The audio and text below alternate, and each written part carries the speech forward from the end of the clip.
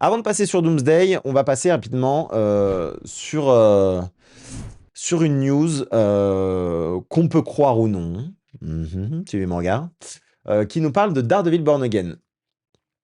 Oh, qu'est-ce que j'ai fait? Ben non, c'est pas ça que je voulais faire. Je voulais pas inspecter la page. Je voulais la traduire en français. Alors. Charlie Cox vient de briser les espoirs des fans en confirmant la mort d'un personnage adoré de Daredevil. Bon, je vais pas vous la faire. On va pas passer beaucoup de temps là-dedans. Mais en gros, lors d'une convention au centre de convention Saint-Hermex, un fan l'a interrogé directement sur l'espoir persistant que Foggy soit encore en vie en présentant une théorie populaire. La réponse de Cox, alors la théorie populaire, sachez-le, c'est que dans justement le Run Born Again, il me semble, Foggy est tué et on se rend compte qu'en fait, il n'est pas vraiment mort, mais il était un informateur du FBI et donc il était protégé et réapparaît beaucoup plus tard. Dans les comics, vous connaissez, jamais personne ne meurt. La réponse de Charlie Cox a été dévastatrice pour beaucoup. Que pensez-vous de la théorie selon laquelle Foggy est vivant a demandé le membre du public. Cox a répondu avec une certaine confusion, déclarant « Mais Daredevil a entendu son cœur s'arrêter, donc il est mort ». La confirmation a suscité une déception palpable dans le public, comme en témoigne un extrait vidéo de l'événement. Ça va ?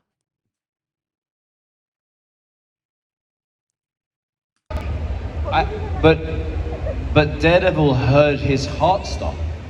Pero Daredevil escuchó su corazón detenerse. He's dead. Bah, si vous Está entendez, moi muerto. j'entends. Je crois que j'entends pas, j'ai vraiment un problème de son aujourd'hui. Ouais. Ah, il a l'air désolé. He le pauvre. said he's a good actor. ¿Recuerdan lo que dijo? Es muy buen actor, no les va a decir nada de spoilers. Vous avez le son ou pas? Dites-moi. Sorry. Parce que moi j'ai un problème de son, je sais pas pourquoi, il faut que je redémarre le Mac, mais ce sera plus tard.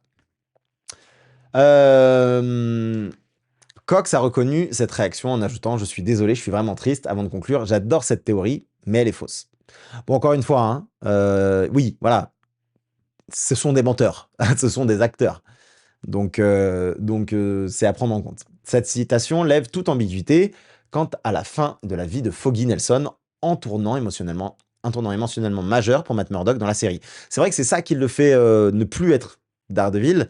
Et le truc, c'est que moi, je pense, que on ne le verra pas dans la saison 2, mais qu'il est possible qu'on le voit dans la saison 3. Alors, j'en parle dans ma prochaine vidéo. Je vous la fais vite fait. Daredevil, saison 1, en gros, c'est vraiment le run Devil's Reign, celui où le Caïd devient le maire de New York. Ok. Je pense que la saison 2 sera plus basée sur Shadowland, c'est-à-dire un Daredevil qui vrille et qui va s'associer même à ses pires ennemis. On a vu qu'il allait parler avec Bullseye. Moi, je pense qu'ils vont s'associer pour pouvoir détrôner le Caïd.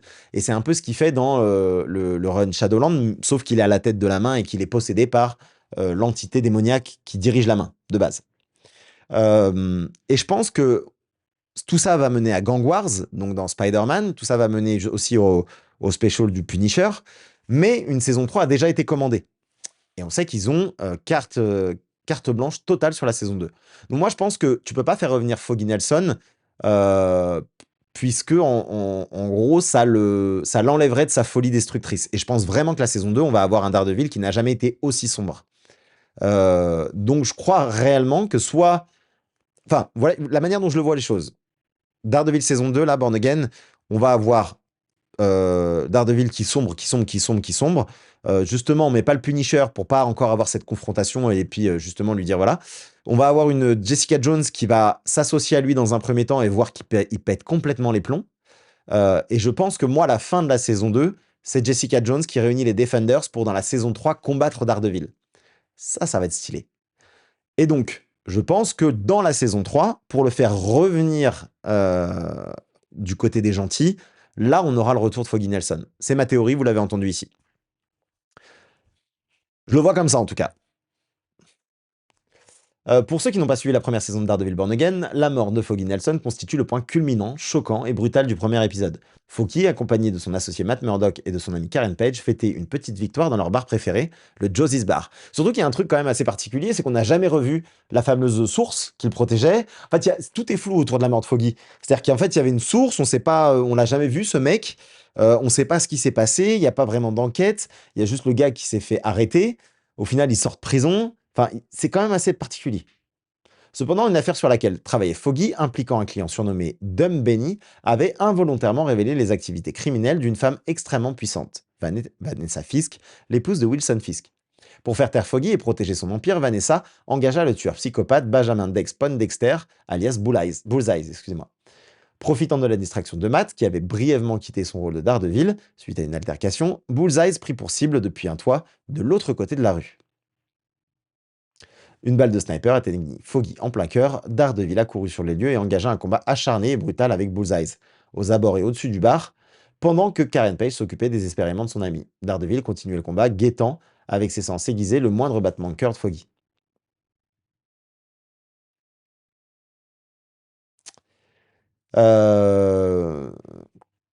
Alors, l'arrivée de Henson dans la deuxième saison de Born Again avait suscité l'enthousiasme et alimenté les spéculations quant à la survie de Foggy ou à son retour miraculeux. Désormais, la déclaration de Cox mettant fin à toute possibilité de retour, le rôle de Henson semble on ne peut plus clair. Foggy Nelson apparaîtra vraisemblablement exclusivement dans des flashbacks.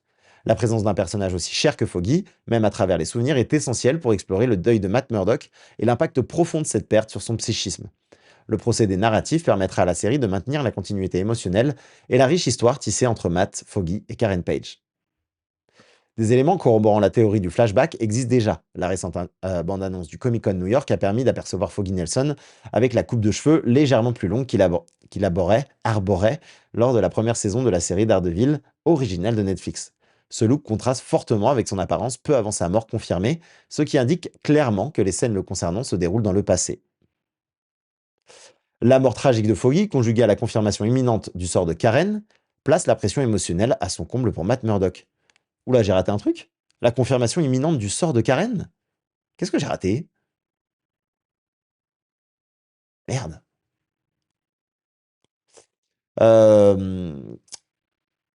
Qui poursuit sa croisade en noir dans l'univers cinématographique Marvel. Si les fans déplorent la disparition du duo Nelson-Murdock, ils peuvent espérer revoir cette précieuse collaboration dans des flashbacks qui pourraient bien révéler un Matt plus jeune avant que le drame ne frappe Hell's Kitchen.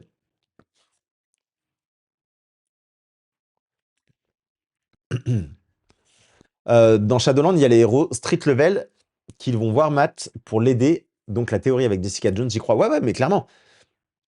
En fait, au début, il l'aide et puis en fait, c'est ce qui réunit les Defenders pour l'arrêter. Ah, les Defenders contre ce Daredevil-là durent moins d'un épisode. Il se fera tabasser le ref. Je suis pas si sûr que ça. Et puis, on sait pas, mais il y a peut-être l'idée d'un retour de la main. Peut-être qu'il va finir la saison 2 avec un retour de la main. Après, j'ai du mal à imaginer qu'ils intègrent cette idée de... Ah merde, je vous avais pas mis l'article, excusez-moi. Cette idée de démoniaque, enfin, qui s'appelle The Beast, qui est en gros la tête, enfin le monstre, enfin le démon qui est en gros à la charge de la main et que tout le monde vénère, et qui prend toujours un émissaire à qui il confie ses pouvoirs petit à petit.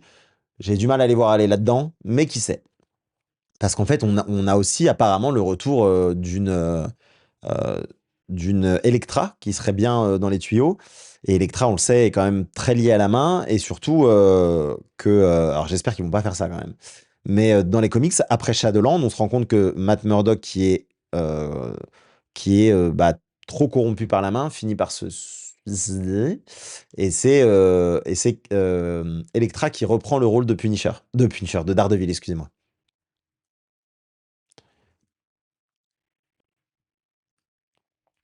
Foggy Nelson est toujours vivant. Vous dites non à 61%. Intéressant. Cool. La main qui ne sera pas dans Spider-Man, mais bien les 10 anneaux. On va en parler juste après. Parce que ça aussi, c'est dans ma vidéo de ce vendredi. Donc voilà ce qu'on sait sur notre cher ami Daredevil.